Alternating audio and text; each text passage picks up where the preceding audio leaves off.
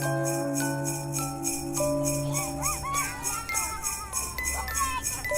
sir, someday I'd like to be a dentist. You'll shoot your eye out, kid. For unto you is born this day in the city of David a Savior. God bless us, everyone. Do you hear what I hear? Good morning. How's everybody doing this morning? Y'all doing all right? Good to be in church. Are you sure? Come on, make some noise if you're glad to be in church this morning. Yeah. Give it up for our creative team, man. Doesn't this tree look cool? That's awesome, man. It's called VersaTube. I definitely didn't think of it. I ain't that creative, man. But let's give it up for our worship team one more time. They did a great production. We're so glad that you are here. If it's your first time, welcome. Let's welcome our guests this morning. Will you help me out? We're so glad you're here. My name is Brandon Barber. I'm the lead pastor here at Elevate. Me and my wife, Kristen, we're so glad that you are here. And there's a lot of churches in this city. And we're honored the fact that you're able to come and hang out with us today. We want to welcome you and your family. Make yourself at home. If it is your first time, though, I would love you to just grab that green card that's in your seat. If it's your first time, fill it out. And so we can drop it at the next level table on your way out so that we can stay connected with you as well. Well, is anybody excited about the Christmas season? Anybody in the house? Yeah? I'm excited about Christmas for one thing. I get eggnog. Can I get a shout for eggnog in the house? Yeah. Yeah, all right. I love some eggnog. Well, I'll tell you what, before I dive into today's message, I'd like to go over a quick few announcements. We love the Christmas season here at Elevate. And I personally love it because of all that goes on. It's a great opportunity to learn to receive the gift so that we can be a gift to other people. Amen? That's what it's all about. That's the real reason for the season. And we got a couple of things coming up here at Elevate I wanted to highlight real quick at the beginning myself. The number one thing is attention all ladies. Ladies in the house say, woo! We got a Christmas party for you December 14th at my house. And no, I ain't going to be there. I'm out. All the ladies are going to be at the house, all right? Y'all come hang out at our house. We want to just celebrate with you and have fun with you. And y'all, here's the deal. Everybody grab something on Pinterest, all right? Grab something on Pinterest and bring it to the dinner that night. It's going to be a lot of fun. All dads, why don't you be the babysitter? It got real quiet right there. What's up, man? Come on, dads. How are we going to help your wives be the babysitter that night? Anybody in the house? Yeah? All righty. Good stuff. We want to welcome all you ladies. Make sure you come out. It's going to be a lot of fun that night. Also, if you serve on the Dream Team here, which is our volunteer base here at Elevate, we want to just hang out with you and honor you December, I believe it's 16th. Wow, look at that picture. That's scary. That's why I will never grow a beard. Holy shnikes. Okay. Or play Santa. Okay. We're going to have December 16th as a Christmas party just for you. We're going to have tons of fun. We're going to have food. We're going to have a movie playing outside, fire pit, s'mores. How many love s'mores, right? We're going to have a good time with that. We're going to be playing a bunch of different games. Bottom line, just fellowshipping each other. One thing we believe here at Elevate is if you want to go closer with God, you must grow closer with people. Amen? We believe in doing life together. And that's why we want to do this. But if you help serve on the Dream Team here at Elevate, go ahead and mark that calendar down for that Sunday night. Next Sunday night, we're going to have a good time. And I'm telling you, if anything, just come for my mama's hot chocolate. Woo! It's like drinking a baby angel. It's so good. It's amazing. Come for her hot chocolate. Y'all get it from my mama and her hot chocolate, all right? And then the last thing is this that I'm very, very passionate about. You'll see on the outside, we got the Texas Dream Center Toy Drive Christmas Party, December 22nd. How many are excited about blessing some kids in the community? Amen? That we're excited about holding it at the Forge, and I'm going to do my best to try to say it as fast as I can. It is the Super Mega Christmas Candle Party North Pole Toy Drive Ultimate Santa Extravaganza. Yeah, I got it. First time. That's what's up. All right. Say that 3 times fast. But we're excited about it. We are being blessed by some businessmen and others that are donating a bunch of toys. We'll probably have easily over 2,000 toys here on the Forge that day. We need everybody and anybody to come and help us volunteer that day. we're going to be setting this place up. We're basically just going to kind of shift this to the side a little bit and open up this whole area, and people from the community are going to come in, and they're going to see Christmas presents everywhere. Every kid that walks in will get a present. And at 5 p.m., we're going to have a big Christmas production, and we're going to have Santa here. And no, I won't be playing Santa, all right? But we're going to be having Santa here and getting pictures. And we just want to bless the community. Isn't that right? Amen? That's what we're all about, is loving on people. Amen? And that's what elevates. So mark that on your calendar. There's nothing greater than going into a season of giving than giving of yourself. Amen? That's what it's all about. And give of your time. We need your help that day. We got some elf costumes if you want to dress up like an elf, all right? I think Paul, our media guy, he said he will. Well, at least we got one elf for the day, so we need some more elves, all right? Okay, guys, so if you want to come to the Christmas party for the women, if you want to come and help volunteer the December 22nd, just go and sign up on the Next Level table so that we know we can follow up with you to give you directions and time and location, all right? Sound good to everybody? Good stuff. Let's go ahead and jump in. We're continuing our series called The Sounds of Christmas. Last week, we talked about the sound of a dream, and the real reason for the season is Jesus, amen? The dream was created in the beginning when God said, let there be light, and then the dream was recreated when God said, let there be, or let's go back to Bethlehem, let's find Jesus, amen? So we're talking about different sounds of dream. Go ahead and open up in your Bible to Genesis 21 and Ecclesiastes chapter 3. Genesis 21 and Ecclesiastes chapter 3. Today's sermon is real easy. If you're new with us, you can look in your seat. You'll have some sermon notes in your seat that you can pull out and you can kind of follow along with, and it shows you the scriptures that we're going to go over with today. If you've been with us before, we got little black books out there at the Next Level table to help keep you organized in that every single week, the more and more you come back to Elevate. But I'm excited about today because I believe in having a good time in church. Anybody with me? I believe in having fun. And today's sermon is called The Sound of Laughter. How many could use a little laughter in their life? Anybody? Come on, right? Nothing helps you more than the medicine of laughter. And so we're going to have a little bit of fun today, and also there's a really good sound teaching that we can learn from about laughter. And as you're finding the scriptures in your Bible, I want to point out to you some different sounds of laughter that are in the Bible. And depending on the translation, you know, it says it certain ways, but I think it's kind of funny myself, all right? So don't be religious this morning. Just be happy and laugh. Y'all with me, all right? Can y'all hang out with me a little bit today? All right, just listen to this. Here's some funny sounds of laughter. Proverbs 21:19 says this, and this is the only one I'm going to be, doing the haterade on, okay? It is better to live alone in the desert than with a crabby, complaining wife. I don't know. That's funny. I don't know. All right, no more on the ladies, okay? I promise. That's it. Okay, did you know that we got some Alabama fans in the house, right? Got some Alabama fans in the house? Woo! All right, some people from Alabama. Did you know that Alabama was mentioned in the Bible? This is for you, Ezekiel 20:29. Then I said to them, what is this high place you go to? It is called Bama to this day, all right? There's for you Bama fans, all righty? Did y'all know Jesus was a redneck too? He said, so you reckon? Y'all mirror that in the Bible? Okay. Do you know the disciples had to share a car? Do you know that? Philippians 2:2. Make full my joy that you may be the same mind, having the same love, being of one accord. All right, there you go. So, sounds of the laughter. And did you know, anybody struggle with road rage in the house? Anybody struggle with, I know I do. I'm like, get out of the way, Honda. You know, I call out the car, move it, right? Especially here in Texas with, bad drivers. I don't know. All right, it's not near as bad as Oklahoma and Arkansas drivers. Just saying, I need to find Jesus when I go there. Okay, 2 Kings 9:20, there's road rage in the Bible. The lookout reported he has reached them, but he isn't coming back either. The driving is like that of a Jehu's son. He drives like a madman. Next time you got road rage, just shout out, move it, you Jehu son, and they won't have a clue what you're talking about. All right, but it'll get the point, make you feel better. You know what I'm saying? All right, you don't have to cuss or nothing. Okay, Job 13:5. If only, this might be for that somebody that don't know how to shut up when they need to shut up.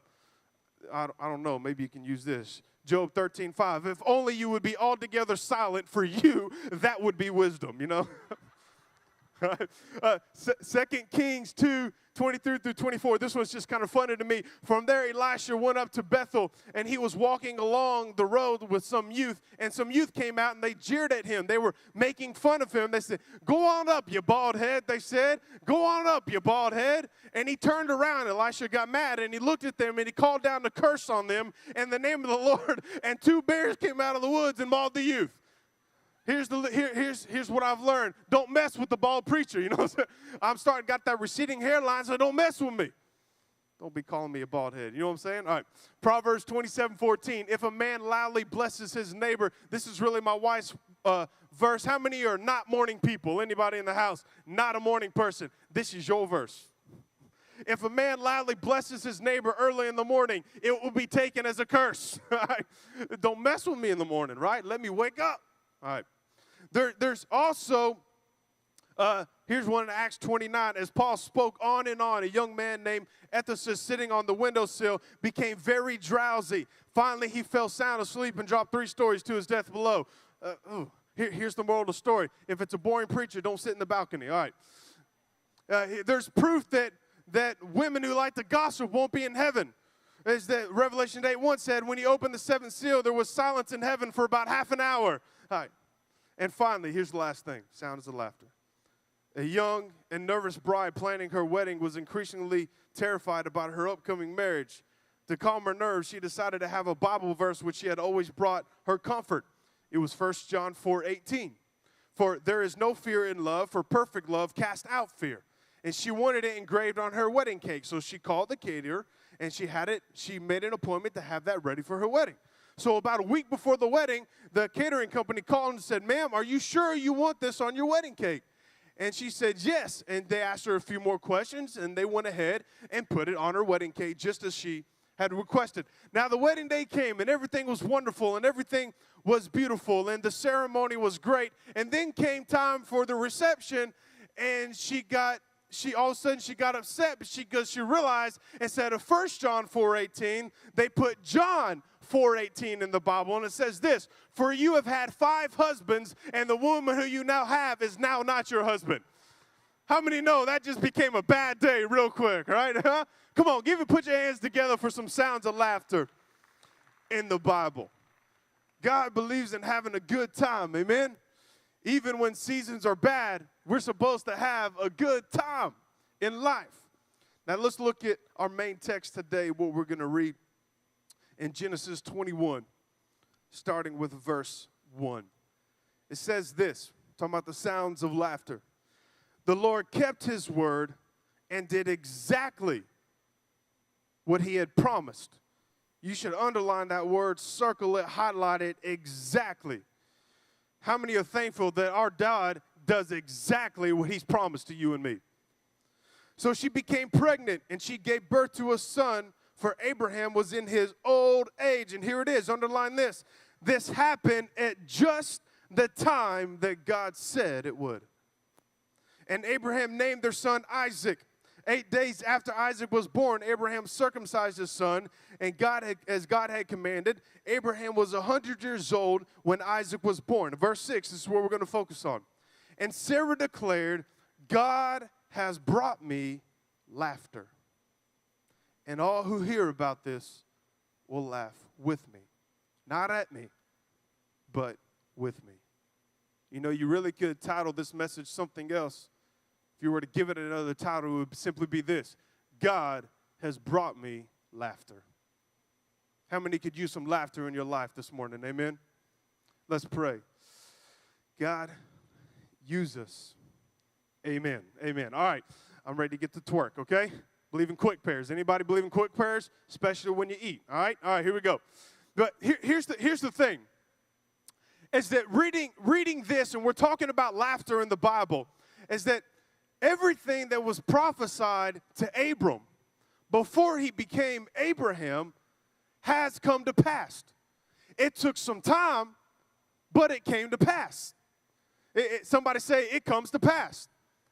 So let me just say, for all the anxious people that are here and listening by the airways, and everybody within the sound of my voice, that that God has spoken something to you, or there's a promise he has given you and he's not come through yet, like God is on your time clock, like, man, God, why don't you go ahead and do what you need to do because I got to get some things done.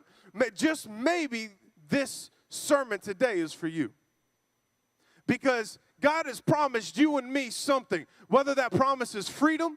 Maybe you've been prophesied over, said God is going to do something through you. Maybe that promise is healing. Maybe that promise is a healing relationship. Whatever that promise is a promise and it will come to pass.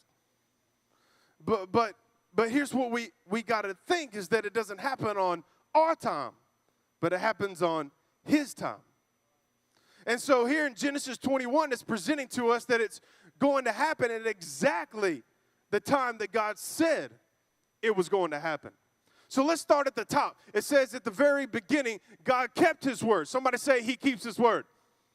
He keeps his word, right? In verse 1, God did for Sarah exactly what he had promised. Let me just kind of stop right there and let you know that it's not like God is trying to play tricks with your mind.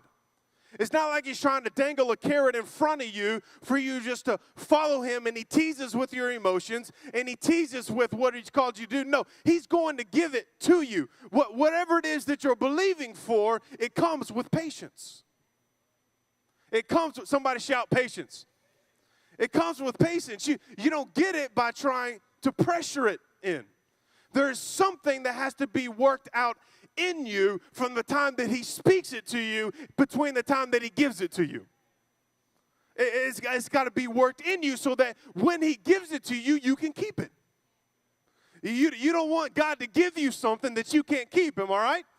So there must be something about this timing of laughter that he wants to give to you. There's something that has to be refined in you when you wait for him to give you something. In other words, there's a lot of stuff that must die in you from the time that he spoke it to you, from the time that you actually received the blessing. Somebody, how many would agree that there's some things you know need to die on the inside of you before you can truly be who he's called you to be? I think I got all arms up and legs up. I ain't perfect just because I'm a pastor. I'm still stuck on stupid. I still make mistakes. All right? We all make mistakes. But something should die in you. Because here's the thing, you don't want to be the same person you are today when you receive what he wants to give you. Am I right? The same person that's getting excited in here today, how many would agree you don't want to be the same person 1 year from now that you are right now? Anybody in the house? Amen?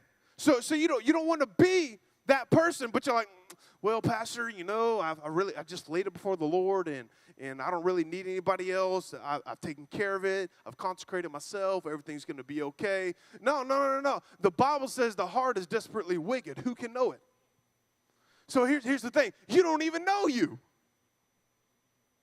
You don't even know you. Somebody say, I don't know me. I don't know me. I guarantee you there's at least 75% of people that are in here right now that you said you were going to do something, but you done did it. If we get honest in here, am I right? And also you said if I'm ever in that situation, I ain't going to do that. There's no way I would ever do that. But the pressure of life puts you in a situation to where you did what you said you wouldn't do. And so we find ourselves judging other people, and all of a sudden you're judging others for doing that very thing that you have not even been put in place to be tempted with to do. And so but you're like, well, God is just doing a work in me, Pastor. Everything's he just must have me going through something. But you just got done sending 20 people to hell and putting them down for doing the same thing where life hadn't caught up to you yet. Anybody with me in the house? So there's some things that you haven't done. There's some things that need to die in you, and you don't know you yet. Some things need to happen before you can do what he's called you to do. There is a perfecting that has to take place when waiting for the promise. You read in verse 1 and 2, his timing is perfect. He knows when to give it to you because he knows when the best time for you to hold on to it, what he's trying to give to you. If you're a businessman and you're wanting to take the next step in your business, he wants to give it to you. He spoke that to you because he promised it to you, but it may take some time, but it's going to happen. Amen? So Sarah, she was 90 years old. 90. 90, right? And she got pregnant around 89, 90. She's like your grandmama, pregnant at 90. And she's holding on to a baby in her body that is not supposed to be holding on to anything. And she should actually be focusing on being in a wheelchair or working on that anti-wrinkle cream, right? But she's holding a baby in her womb that will most likely kill another woman today at age of 90. But God has given her strength. He's given her strength to carry something that really should be killing her. So you see, sometimes God will, here's what's exciting, is that God will wait to the very moment where your strength is no more, where your resources don't exist anymore, and every plan that you tried has failed, and then he will give it to you. Because it's at that very moment when he says, hey, by the way, if you try to do it, you get the glory, and when your strength ain't there, I'm going to give you my strength so that when I do it, I get the glory. Come on, somebody. That's what it's all about. He waits to where you're in your moment of weakness to give you the promise that he promised you to give. Amen? But so he allows Sarah to carry something that really should be miscarried.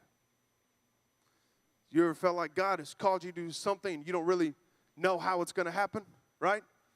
The sound of laughter, things are going to come. Can you just imagine? Can you just imagine walking into your grandmama's house?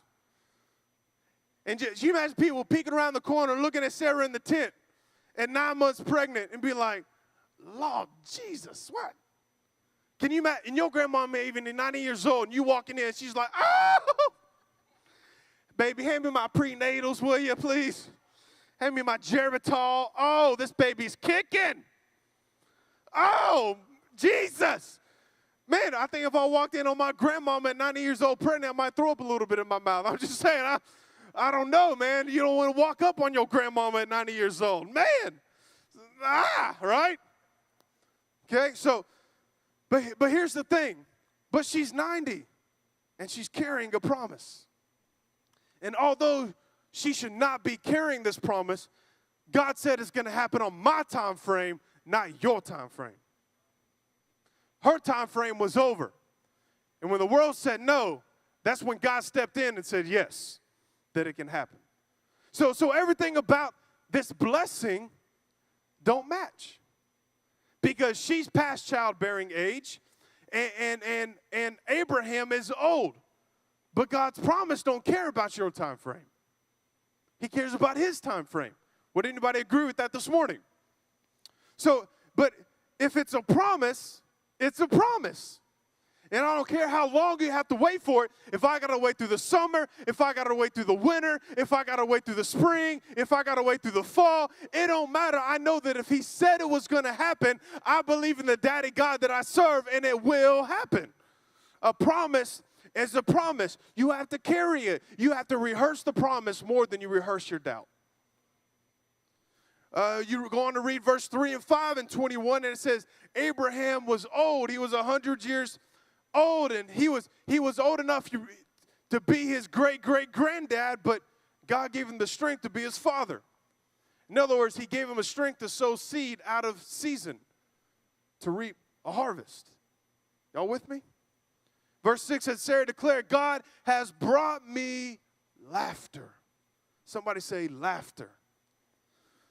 I want to show you real quickly what season you're in. Turn to Ecclesiastes chapter 3. Somebody shout, season. I want to show you what season that you are in. Ecclesiastes chapter 3, starting with verse 1. It says this, for everything there is a season, a time for every activity under heaven. For everything there is a season, a time. Does it say time or does it say everlasting? What does it say? Time. Does it say time or does it say forever? It says time, right? So in other words, this isn't forever. There's a time that you go through something, and time means that something starts but something will end. Amen?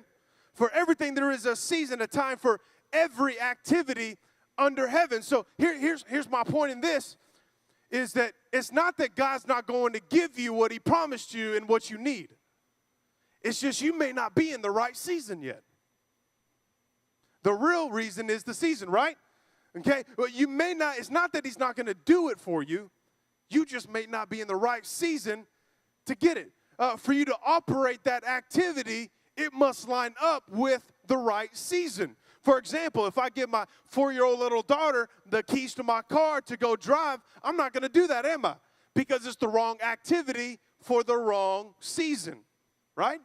It's not time for her to perform that activity yet. She's got a little bit of growing up to do. It's not because I don't love her. It's not because she's not my daughter. It's just the wrong activity for the wrong season based on her maturity. And so if you can receive that, then why wouldn't you rest in the fact that your daddy God knows exactly the time that you need it, at the exact place that you need it, when you want it?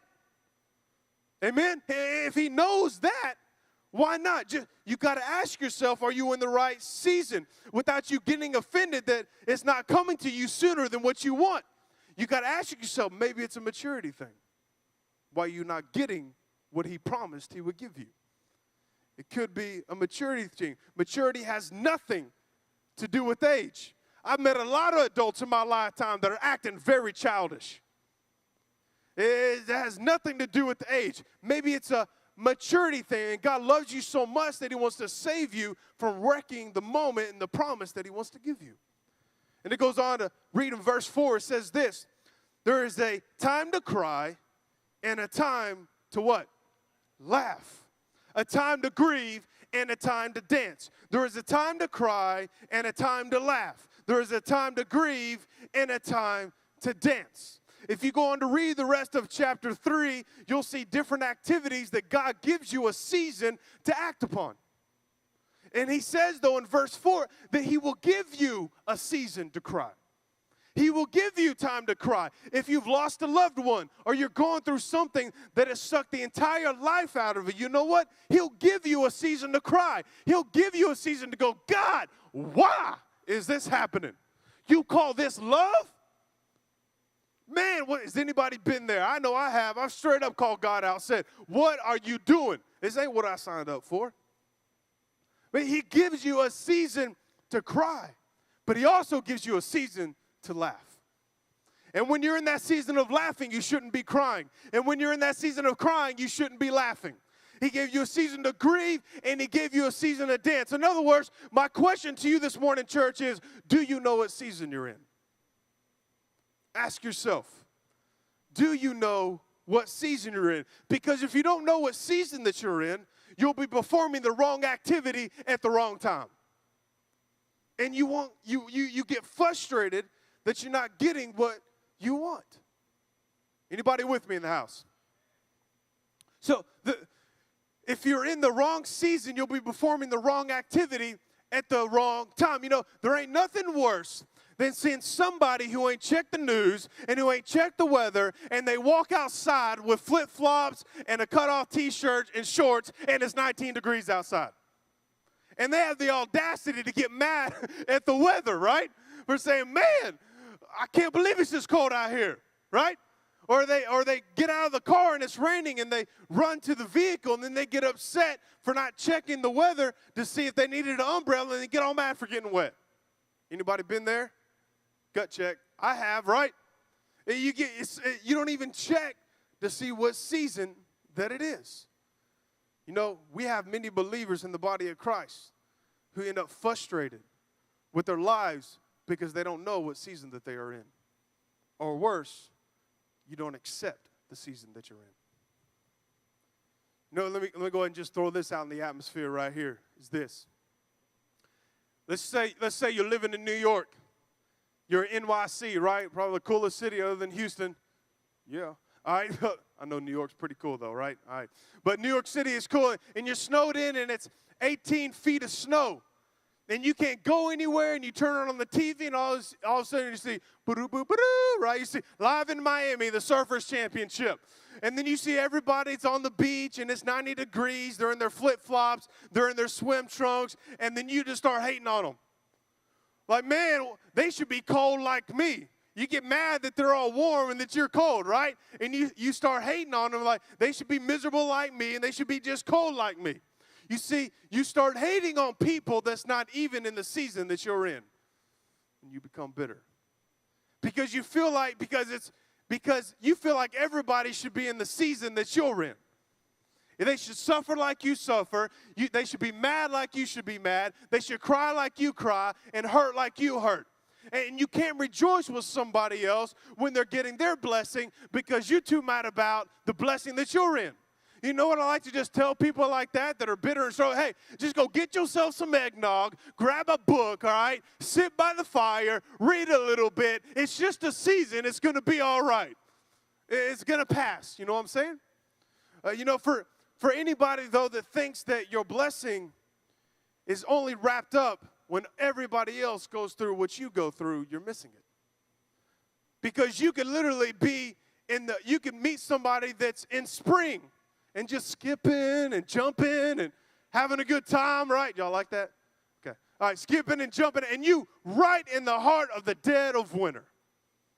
And you walk up and she's like, girl, let me tell you, man, I just got news that I'm going to get a promotion at my job. It's going to be incredible. I thought it was going to be like $10, but my boss ended up giving me like $7,000, and it was just amazing. And you over here like, praise the Lord. Bless you. I'm so happy for you. I'm so happy. You get all bitter, and she's like, oh, well, let me tell you what else happened in my life. And you're like, just shut up. Man, come on already. I get it that life is good for you, and life is good for you, but my life is horrible.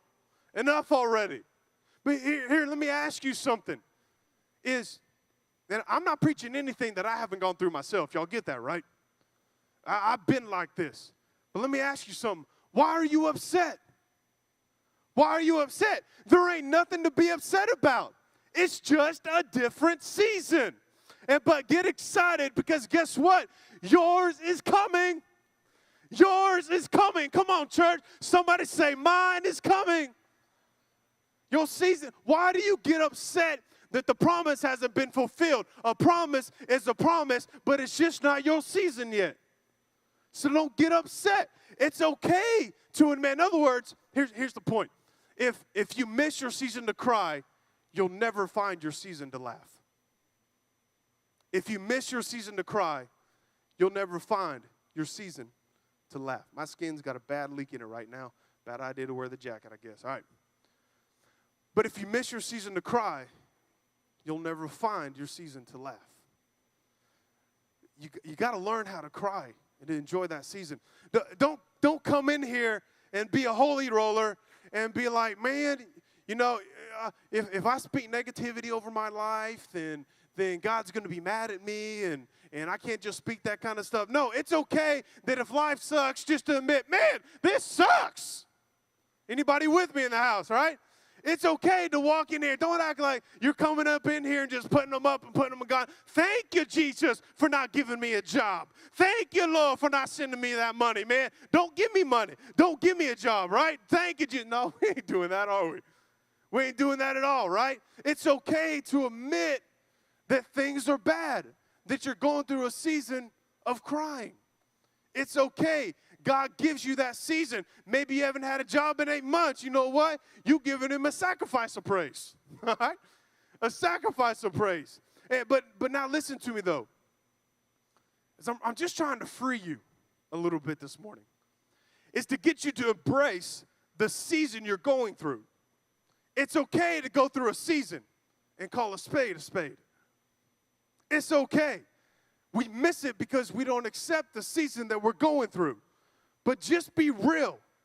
It's okay to accept that it's not working all right. Now, I've never personally been really that dead cold in winter. I've been close.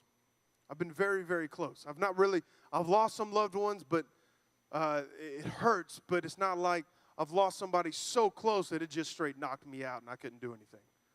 Now, I've met some people that it has, some friends of mine that have. It literally knocked them out. And God gave them a season to cry. And I've seen a couple where God gave them the season to cry, and then they found their season to laugh, and they got their joy on, and they're running in spring. But then I have found those that stayed in their season of cry. Or better yet, didn't enjoy the season of crying and tried to fake it the whole time. You see, there is a healthy depression that comes with grief. But if you're not careful with the season of the healthy depression, it can easily turn into a spirit of depression. You got to learn how to focus on the season that God is putting before you. If you don't learn to embrace all of the season you're going through, you will trick yourself into being spiritual and become bitter. There is a time to cry, and there is a time to laugh. I want to just read something to you real quick. Genesis 18, verse 12. You can turn there if you want. Genesis 18, verse 12 says this. Sarah was listening to this conversation from the tent. And it goes on to say in verse 12, so she laughed silently to herself. She laughed silently to herself. So pay attention to what happens when the prophecy was given and then when the prophecy was fulfilled.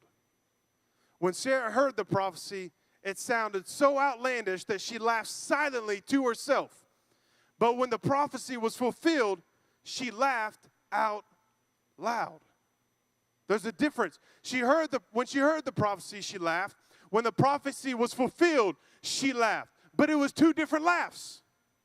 Some of you cried whenever you got the bad news or something happened and you don't really know how to take on the promise. Maybe health hits you, or bad relationship, marriage, struggle in your marriage hits you, or maybe something hits you and there was a cry, but then when the promise came, it was a different type of cry, right?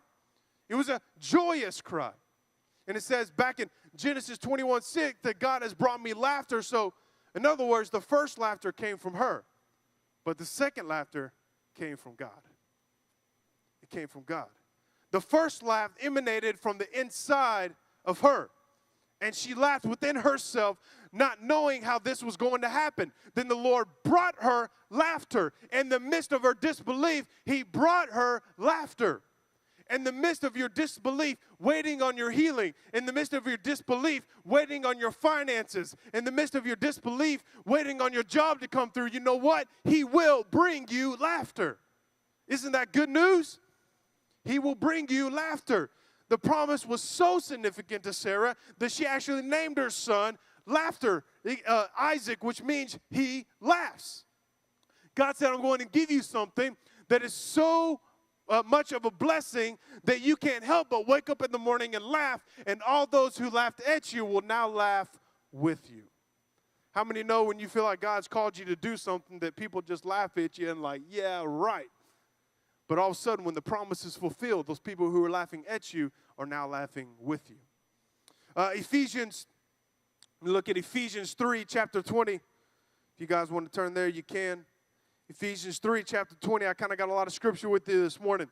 I want to show you how the promise will come to pass very quickly. Ephesians 3:20 says this. Now all glory to God, who is able through His mighty power at the work within us. Somebody say, within me.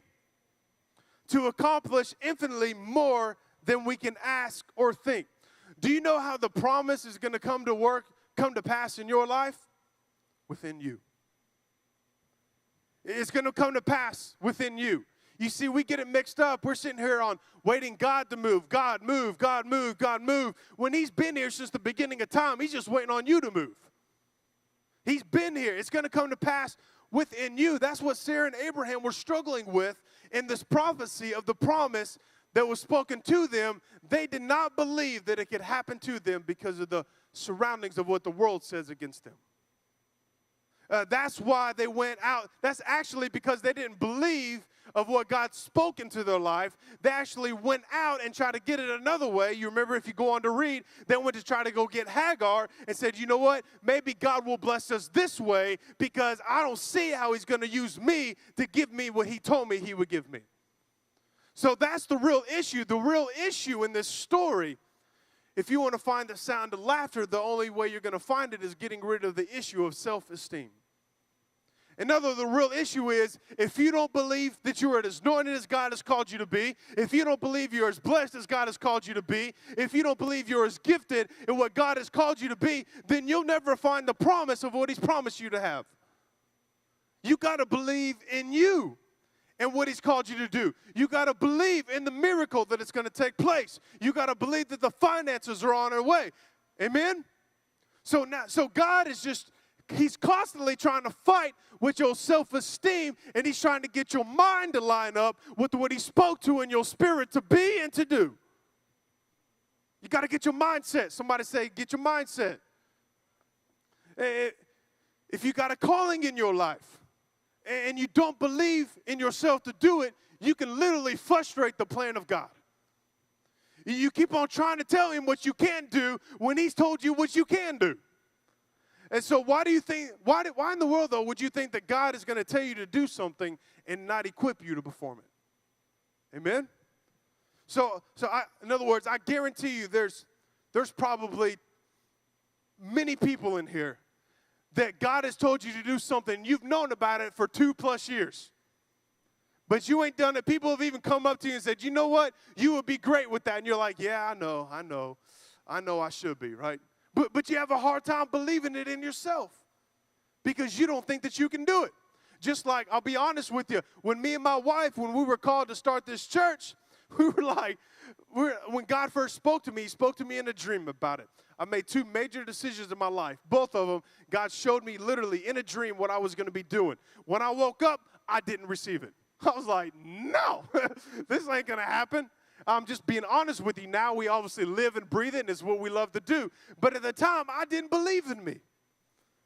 And I just believe in being very transparent in this church. Amen? I just didn't believe in it. And then all of a sudden, we sometimes when God speaks to you, he'll confirm it through other people. And we're actually in a setting up in Branson, Missouri, and we had a certain prophet come up to us, and we hadn't told nobody. And he came up and he said, hey, God has called you to start a church, and you better listen. My wife immediately went, oh, crap. Just being honest with you. We did. And I was like, I just thought in my head immediately, God, I respect the prophet. I respect what he does, but I bind those words in Jesus' name. I call them on down, and I bind them, and I do not receive them in Jesus' name. You know, I was stupid, man. I was binding his words in his name. How stupid is that, right? But my point is that, you know why I couldn't receive it? Because I was too insecure to believe it. I was too insecure to believe that God could use somebody like me. I wasn't perfect by any means. I still had struggles in my life that I was working through. I wasn't the greatest husband at all. I wasn't the greatest father at all. I'm young. I don't have a whole lot of experience. I've never been to Bible school. In fact, I tried Bible school, and I flunked my very first test. Who flunks the Bible test? I'm not kidding, y'all. I felt so bad. I felt horrible. I was like, man, I am the worst person in the world. I failed your word, and you want to use me to teach your word? No, man. It ain't going to happen. I failed it. God can't use me. But you know what? He kept working on me. And you know what he told me? He said, son, you don't have to be perfect. You just have to be committed. Some of you need to hear that this morning. God has called you to do something. You need to believe that what he's called you to do. If you're going through a hard time, that season of laughter is going to come. But you don't have to be perfect. You just have to be committed to what he's called you to do. Amen? So when you don't believe it, he sends people to confirm it, but sooner or later, it has to get on the inside of you to receive it. You know, let me tell you something. You know when it's going to go off in you like a bottle rocket, that when you finally accept what God has called you to do, is when the promise is going to happen, is when you start believing in you the same way that your daddy God believes in you. When I think back on the time when God called me to be a pastor, you know what I do now? I laugh. You know, whenever he told him, whenever I failed that Bible test in school, you know what I do now? I laugh about it. Whenever I was searching around, going like crazy to try to find a building here to start a church, and we had to cancel our first service 3 times. And we were hours within having to make a decision to push it all the way back in January. We happened to walk into the Forge, and they said, we've been praying for a church to come this way. So, you know, every time I walk in the Forge, you know what I do? I laugh. You know, when everything that I go through and God still uses me, what do? I laugh. I'm just trying to tell somebody today that you may be going through a season in your life. It may be like all hell is broken loose, but if you just stick with it, a promise is a promise, and God will come through. He wants to take your mess and turn it into a message. He wants to take your test and turn it into a testimony. Your hurt into a promise. He wants to use you. Yours is coming. Somebody say, look at somebody say, yours is coming.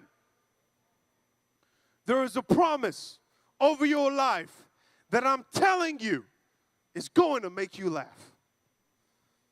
Everybody stand with me as we close this out. I'm going to read something, and I'm excited about this. God is going to give you a promise in a season that will make you laugh. And it's going to be one of those joyful cries. You ever seen it? I've done this. I can't tell you how many times walking through the Forge or on the backstage before I come up, I'm just like, you know, that's so good. You were so faithful, God. Y'all know what I'm talking about, right? Those joyful cries, and it's so good. I'm telling you, if you need a laugh, you may be going through a season right now. The only reason why you go through winter is because some things need to die off to produce growth in spring. You're going through some things. Here's something I want to read to you, and I want you to rejoice with me as we read this Psalms 139. It's getting excited about the promises he has for your marriage to be healed, the promises that he has for your finances to come through, the promise that he has for your job to be in existence. How many could say that you need a breakthrough in your finances? You need a breakthrough in your life? Anybody in here? So let's celebrate this morning as we read Psalms 139. Are you with me? It says this: "O Lord, you have examined my heart and know everything about me. You know when I sit down and stand up, and you know my thoughts even when I am far away. You see me when I travel and when I rest at home. You know everything that I do. You know what I'm going to say even before I say it. You go before me and you follow me, and you place your hand of blessing on my head." I mean, thankful for that right there. "Such knowledge is too wonderful for me, too great for me to understand." Ooh, verse 7 is awesome. "I can never escape from your spirit." How many are thankful that as far as you may run, he's going to be right behind you? Amen. "I can never get away from your presence. If I go up to heaven, you are there. If I go down to the grave, you are there." How many are thankful? You know you've had a great week. You've read your Bible. You've done what God said you to do, and he was there. But those moments when you ain't so perfect, those moments when you make a mistake, his grace, his love is still there at the grave. He's still there. Somebody shout, he's still there. "If I ride to the wings of the morning, if I dwell by the Father's oceans, even there your hand will guide me, and your strength will support me. I can ask the darkness to hide me, at the light around me to become night. But even in the darkness, I cannot hide from you. You made it all the delicate inner parts of my body, and you knit me together in my mother's womb." Thank you, God, for making me so wonderfully complex. God, thank you for all my stupid decisions. God, thank you for being there for me when I wasn't the best husband, when I wasn't the best father, when I wasn't the best business partner or ministry partner or best friend in the world. Thank you, God, for loving somebody like me that is so complex and so messed up. Not good? Then it goes on to say in verse 18, "I can't even count them. They are numbered by the grains of sand." talking about his promises. How precious are your thoughts about me, O God? They cannot be numbered. He says, and when I wake up, what does it say? You are still with me. Can we just give God some praise on that for being with us? Amen. You know, the best way to discover the sound of laughter in your life, if you need it, is to just get real and admit you've made a mistake. Because, why? He's still there. We're too afraid to get real sometimes and admit when we're wrong. I'm going to tell you right now, I don't hide a hidden life. I'm not saying this to be boastful, but I strive to be who I am here is exactly who I am at home. I'm not perfect, I'm just committed. A lot of mistakes come when pursuing the promise, but mistakes create maturity that will prepare you to carry the promise that God has prophesied over you. You know, I remember, this is kind of a silly illustration, but it gets the point across. Is I remember when my daughter Avery, when our second child, when she started to laugh. Our first child, she didn't laugh till she was after 1 year old. I thought something was wrong with her. I was like, you don't laugh at all? You're not happy? But our second child, she started laughing at like 2 months old, right? 3 months old, or however it was. I can't do months. How old's your child? 726 weeks? I don't know, just 4? Okay. You know, and so I don't remember how old she was. I just remember she was young and she just started laughing. And she said, and all of a sudden she was laughing. I was holding her in my lap and she was laughing. And all of a sudden she went,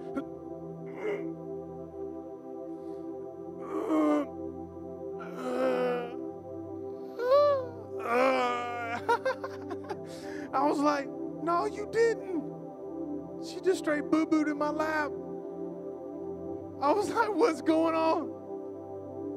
And then it wasn't long before the sound and the noise came into the room, and man, did it stink. It didn't stink, it stank. You know, there's a difference. But here's where I kind of began to cry. And like I said, it seems funny, but it just hit me, and I couldn't help but get emotional. And I began to think to myself, she trusts me so much that she was willing to boo-boo on her daddy's lap. I know I said that's a funny illustration, but think about it. It made me laugh because she trusted me. She trusted me enough to boo-boo in my lap because she knows that her daddy wasn't going to judge her. She knew that I wasn't going to throw her off my lap for making a boo-boo. She knew that I was going to take her to the room. I was going to change her diaper. I was going to get her all cleaned up and make her brand new again. But you know what? When I got to the changing table, I couldn't help but get emotional again. Because I saw we had a plethora of diapers. That's my word for the day. Plethora of diapers by the changing table. And the Holy Spirit said, hey, I got more grace than you got diapers. I got more grace than you got diapers. I would be stupid to get upset at my daughter for boo-booing in my lap, knowing that this was just a season she was going to go through the next couple of years. You know, I believe that there's a season in every believer's life that God just stacks up on grace for you and me. That's what I believe. You might be in a season and you need God to change you and to show you grace, but if you don't get it off, it becomes a rash. But that's what the church should be. It should be a church that helps you get change and not let you just sit in it. If you come up in this place and you experience the presence of God and you don't want to find change, then I got to check myself. Because I ain't doing something right. You're going to want to be like Jesus. But my daughter gets, I'm trying not to be too illustrative, but she gets mad whenever we don't change. She's like, Daddy, She gets mad, you know, she makes the sound like, change it, change it, change it. And why does she get upset? Because she can't change it on her own. Be a day, though, that she can. There'll be a day when she can, but right now, she can't. You might be in a season to where you really can't do nothing. But you know what? It's not your responsibility to do anything. It's just your responsibility to be committed to your daddy God, committed to your daily walk. Amen? And believe that a promise is a promise, and I'm telling you, he's going to make you laugh. Amen? Have to ask yourself, what's going to make me laugh? Why don't you just bow your head and close your eyes? What is the Holy Spirit saying to you this morning? Ask yourself. If you're in the dead of winter, right now, you're believing for a healing in your body, you're believing for a healing in your family, you're believing for a restoration in your marriage, you're believing for a breakthrough financially, you just need a job, maybe you've just had a major transition, you just need peace. You're going through a season in your life, you just need to find laughter again this morning. You want to walk out with laughter. Here's my challenge to you this morning. Change what needs to be changed so that you can be who God's called you to be. What is the Holy Spirit saying to you this morning? If you were to ask yourself right now, if you were to die, would you split heaven wide open? Or would you split hell wide open? Elevate Church is about really one thing. That's winning souls. That's what we're all about. And here today, you know you need to make a change in your life, whether that's giving your life to Jesus, or you know you need to get rid of something in your life to get in the season that God has called. If that's you, shoot your hand up. Don't be ashamed at all. Shoot it up, shoot it up, shoot it up.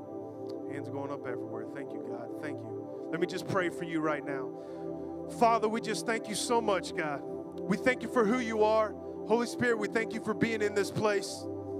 God, we just pray right now for every miracle that needs to happen, every healing that needs to take place, Lord God. It doesn't matter what the doctors say. You are the original surgeon, Father, and we declare healing right now in Jesus' name. We pray for restoration in marriages, God. We pray for those that are in the heat of, or in the dead of winter right now, Lord God, that it just feels like life is just sucking out of them, God, and they don't know where to turn. I pray that they learn to stay on your hip, to let you be their guide, Father, and know that their season is going to come. Their promise is going to come. Their healing is going to take place, Father. I pray we walk out of here laughing at what you have done, God. Laughing at what you're going to do, God. You are so good. You are so faithful, Father. And we just glorify you. And we give you the honor. And we give you the praise, God. And if you believe it, put your hands together and somebody shout amen.